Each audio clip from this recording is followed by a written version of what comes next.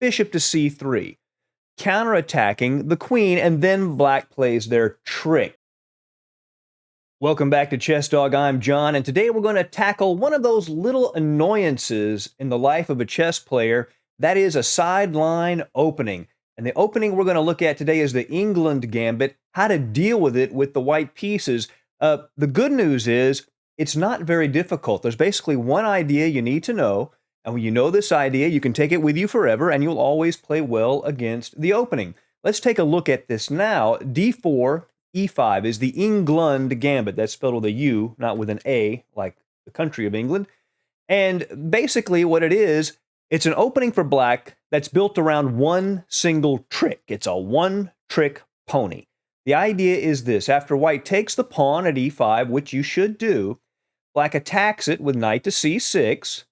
You defend naturally with knight to F3, and then black plays queen to E7, attacking the pawn a second time. And what black wants you to do is then defend the pawn with the move bishop to F4, which looks like a good move. It looks like a natural move. And then here's the trick. Queen to B4 check, attacking the bishop at F4, the pawn at B2, and hitting the king.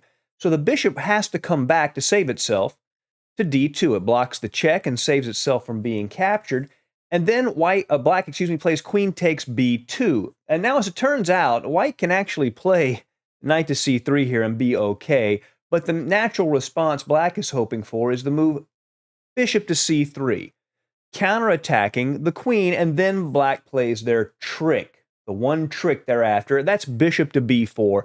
That pins the bishop, so the bishop can't take the queen. The bishop is pinned to its own king, and white is lost in this position. If white takes the bishop at B4, simply knight takes B4. You're threatening knight to C2 check, which would, of course, fork the king and the rook. If the knight defends it with A3, you just take it. So that's everything that black is up to with this dubious opening. So how do we respond as white? Well, it's very simple. Just don't worry about the pawn.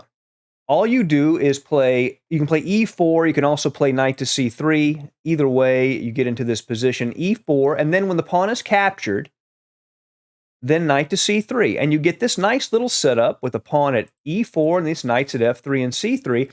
And you see that black can't really contest the center because you have control of this D5 square, and you're already better. C6 is the main move to try to keep a knight out of D5. That's another issue, that is white's own knight is threatening to go to D5 and hit the queen at E7, so C6 covers that square. And then just bishop to E2, just getting that bishop out naturally, and then D6. And look at this position. White has 3 pieces developed, has more space in the center, has potential pressure on the D6 pawn, can play the knight to D4 and F5, and is just plain better. And in fact, white scores 70% from this position, and the computers give white almost a pawn's worth of advantage. It's almost +1 here, and it's move 6, and you've done nothing. So this is the way to handle it. Now let's see this in a practical game. Now this was a blitz game that I played on Lichess, only 3 minutes long for each side. My opponent is someone named Nuhi Jashari, and our ratings for this game, the blitz ratings online, I was 24-12, my opponent was 24-43. My handle on Lichess and chess.com, by the way, is Johnnyballgame. It's in the description below if you ever want to follow me and check me out on those sites. But in this game, I had this position, and I just simply castled, and my opponent played bishop to E6. So I play this thematic idea of knight to D4, hitting the F5 square and the E6 pawn, and my opponent plays H5. He wants to play very aggressively, maybe play the knight to this square. If I take, he opens up the H file, and I just take the bishop. So right off the bat, I have the advantage of the 2 bishops, a better pawn structure, and a safer king. Now, I could take this pawn with check right now if I wanted to, but I said that, why open up the H file if I don't have to, particularly in a blitz game? So I just play it safe and play F3 and strengthen my pawn on E4. He plays G5. It's so rare for someone rated 2400 in online blitz to play this opening. You know that they have some idea of what they're going to do if you play the main response, because they know that you know what to do. And this is his idea. He's going to attack on the king side and leave his king in the center of the board. I play bishop to E3, And you look at black's king, where's this king going to go? Obviously, it doesn't want to castle kingside. All the pawns are gone. And if he castles long, white can take the a7 pawn. And not only does that win a pawn, but it would weaken all of the dark squares around the king. So there is no safe place for black's king to go in this position.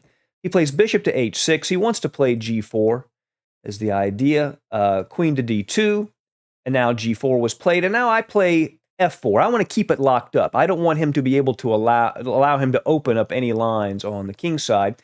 He moves the knight that has been attacked and goes to f7. And now I play rook a to d1. We talked about the pressure on this d6 pawn. The pawn is sufficiently defended at the moment, but it has pressure on it that black has to constantly worry about.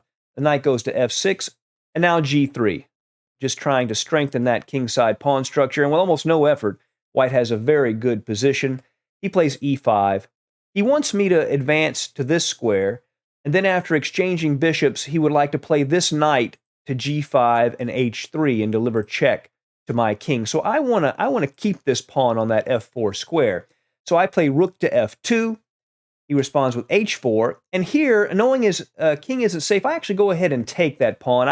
I didn't want him to play the pawn here, and I would have to always worry about this g2 square. So I just went ahead and took the pawn. I wasn't worried about that. Pawn takes pawn, bishop takes f4. And here he plays knight takes e4. It was probably better to just castle long, but after this position, you can see white is still much better, well centralized on the board. But he went ahead and he takes knight to e4. That's the problem with having a bad position. It's easy to make mistakes. Knight takes knight, queen takes e4. And now you see the queen, which moved to e7 at the beginning of the game, is aligned against black's king. That makes it vulnerable to all kinds of potential tactics.